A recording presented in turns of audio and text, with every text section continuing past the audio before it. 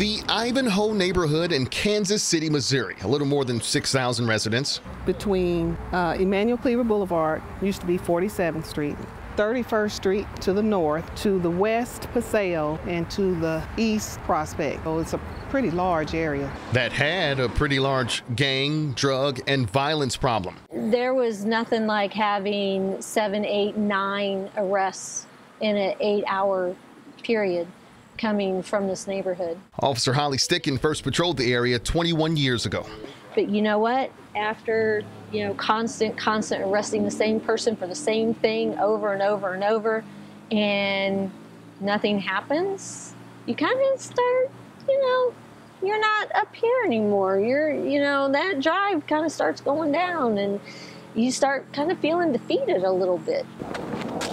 Well, we had a drug house across the street, what they called, I think, Paseo Drug Alley. At 39th and Paseo, the drug dealers would sit out on milk crates at rush hour and sell drugs.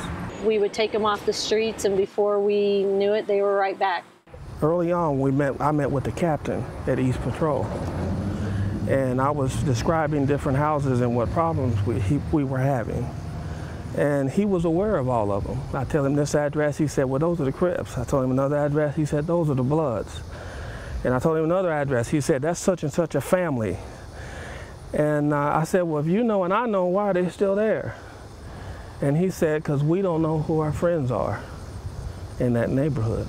So this couple decided to make friends with all the right people. Walking along this block today, now you see progress, a playground, smooth sidewalks, a farmer's market, and a thriving neighborhood community center and watch group.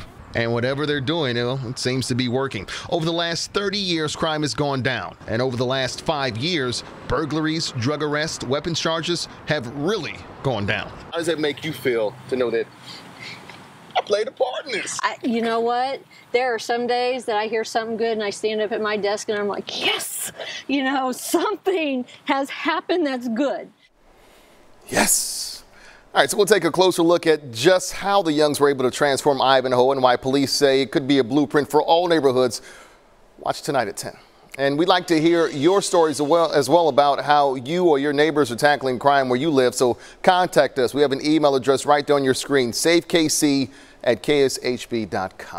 I'm Kevin Holmes, 41 Action News.